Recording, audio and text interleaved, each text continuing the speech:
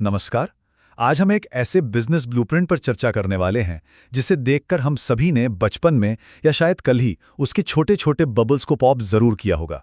जी हाँ, बात हो रही है एयर बबल शीट की, जिसे आम बोलचाल में बबल रैप कहते हैं।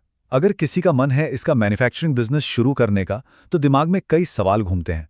आखिर ये बनता कैसे है, इसे कहाँ बेचा जाता है, और सबसे ज़रूरी बात, इसकी शुरुआत का सही तरीका क्या है। आज के इस विश्लेषण में इन्हीं सभी पहलुओं को बारीकी से समझेंगे, ताकि एक आम से आइडिया को एक सॉलिड बिजनेस मॉडल में बदला जा सके। तो चलिए सीधे शुरू करते हैं। इस चर्चा के मुख्य पड़ाव कुछ इस तरह रहेंगे। पहले देखेंगे इस उत्पाद की शुरुआत कहाँ से हुई, फिर इसकी मैन्युफैक्चरिंग का प्रोसेस, उसके बाद मार्केट में इसकी डिमांड, इस उद्योग के फायदे और नुकसान, और आखिर में कुछ इको फ्रेंडली विकल्पों पर नजर डालेंगे। तो शुरू करते हैं अपने पहले भाग से, उत्पाद की उत्पत्ति। आखिर इसकी कहानी शुरू कहाँ से होती है। सबसे पहले इसकी बुनियाद को समझते हैं। एयर बबल शीट दरअसल एक फ्लेक्सिबल प्लास्टिक शीटिंग होती है। इसमें एक बराबर दूरी पर हवा से भरे हुए छोटे छोटे बबल्स या हेमिस्फीयर्स होते हैं। इसका सबसे बड़ा काम क्या है? नाजुक सामान को टूट फूट से बचाना और उन्हें एक बढ़िया कुशनिंग इफेक्ट देना। जो लोग इस मार्केट में एंटर करने की सोच रहे हैं, उनके लिए इस प्रोडक्ट की कोर यूटिलिटी यानी इसकी असली ताकत को समझना पहला और सबसे जरूरी कदम है। अब इसकी हिस्ट्री बड़ी ही कमाल की है। स्मिथसोनियन मैगजीन और विकिपीडिया के हवाले से देखें तो 1957 में एल्फ्रेड फील्डिंग और मार्क शवानेज ने इसका आविष्कार किया था। पर हैरत की बात यह है कि उन्होंने इसे किसी पैकेजिंग के लिए नहीं, बल्कि एक टेक्सचर्ड वॉलपेपर के रूप में बनाया था। सही सुना, दीवारों पर लगाने के लिए। जब ये वॉलपेपर वाला आइडिया पूरी तरह से फ्लॉप हो गया, तो उन्होंने अपना दिमाग लगाया और इसे पैकेजिंग मटेरियल के तौर पर रीपर्पस किया। फिर जब IBM ने अपने पहले मास प्रोड्यूस कंप्यूटर्स को भेजते वक्त इसका इस्तेमाल शुरू किया, तो बस इसने कभी मुड़कर नहीं देखा।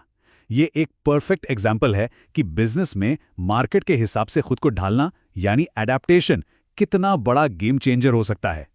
अब आते हैं इस चर्चा के दूसरे और सबसे टेक्निकल हिस्से पर, निर्माण प्रक्रिया। आखिर फैक्ट्री में ये बनता कैसे है? हुआलियांग मशीनरी और ची चैंग मशीनरी की रिपोर्ट्स पर गौर करें तो प्रोडक्शन को 3 मेन स्टेप्स में बांटा जा सकता है। स्टेप नंबर 1, LDPE एक्सट्रूजन, जहां पॉलीथीन फिल्म को पिघलाया जाता है। उसके बाद आता है वैक्यूम फॉर्मिंग। यहां मशीन के जरिए फिल्म को स्ट्रेच करके उन छोटे छोटे बबल्स का आकार दिया जाता है।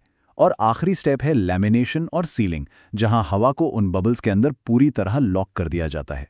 ये 3 स्टेप्स ही दरअसल एक फैक्ट्री की पूरी बैकबोन होते हैं। यहाँ एक बहुत ही इंटरेस्टिंग टेक्निकल डिटेल है।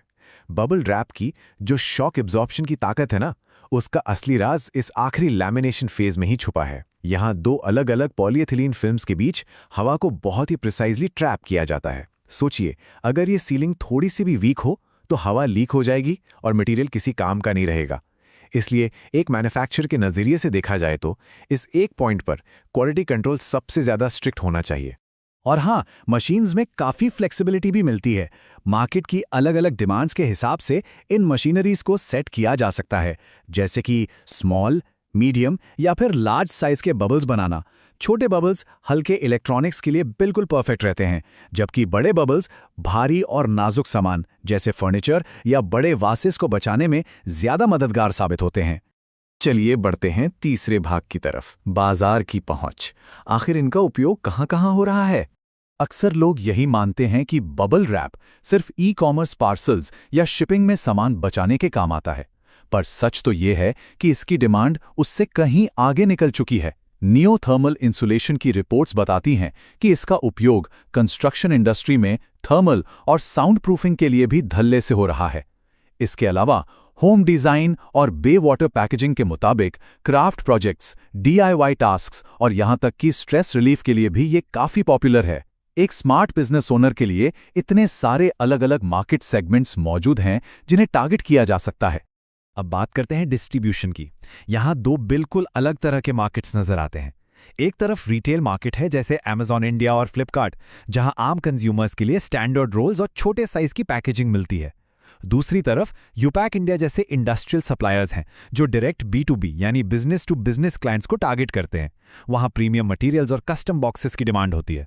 तो फैक्ट्री लगाने से पहले किसी भी उद्यमी को यह क्लियर करना पड़ेगा कि उनका टारगेट ऑडियंस आम कंज्यूमर है या फिर बड़े इंडस्ट्रियल क्लाइंट्स। इसके बाद आता है हमारा चौथा हिस्सा, इस उद्योग के फायदे और नुकसान। हर बिजनेस की तरह यहां भी कुछ रियलिटी चेक्स हैं। देखिए, इसके प्रोज तो बहुत क्लियर हैं। ये मटेरियल बेहद हल्का होता है, जिससे शिपिंग कॉस्ट बचती है। ये बहुत ही कॉस्ट इफेक्टिव है और इसे बार बार यूज किया जा सकता है। शॉक अब्जॉर्प्शन तो इसका कमाल का है ही। पर अगर नुकसान या चैलेंजेस की बात करें तो सबसे बड़ा मुद्दा है इसका नॉन बायोडिग्रेडेबल होना, जो आजकल पर्यावरण के लिए एक बड़ा संकट है। दूसरी प्रॉब्लम, क्योंकि इसमें हवा भरी होती है तो एक वेयरहाउस में से बड़े पैमाने पर स्टोर करना बहुत बल्कि और मुश्किल हो जाता है। और तीसरा, किसी भी नुकीली चीज के लगते ही ये फट जाता है। किसी भी नए मैन्युफैक्चरर को इन लॉजिस्टिकल और एनवायरमेंटल परेशानियों से निपटने की पूरी तैयारी रखनी पड़ती है। अगर इस मटेरियल को दूसरे पैकेजिंग ऑप्शंस के साथ कंपेयर किया जाए तो पिक्चर बिल्कुल साफ हो जाती है। एयर बबल शीट का कॉस्ट बहुत लो है और कुशनिंग जबरदस्त है। यही इसकी सक्सेस का सबसे बड़ा राज है। पर वहीं इको फ्रेंडलीनेस के मामले में यह सबसे पीछे रह जाता है। दूसरी तरफ पेपर कुशनिंग को देखा जाए तो वो पर्यावरण के लिए बहुत अच्छा है, पर उसकी कॉस्ट और कुशनिंग दोनों मीडियम रेंज में आती हैं। और यही बैलेंस दरअसल इस पूरी इंडस्ट्री का सबसे बड़ा डिसाइडिंग फैक्टर है। तो यहां से हम बढ़ते हैं अपने पांचवें और आखिरी भाग की तरफ, इको फ्रेंडली विकल्प और इस इंडस्ट्री का भविष्य।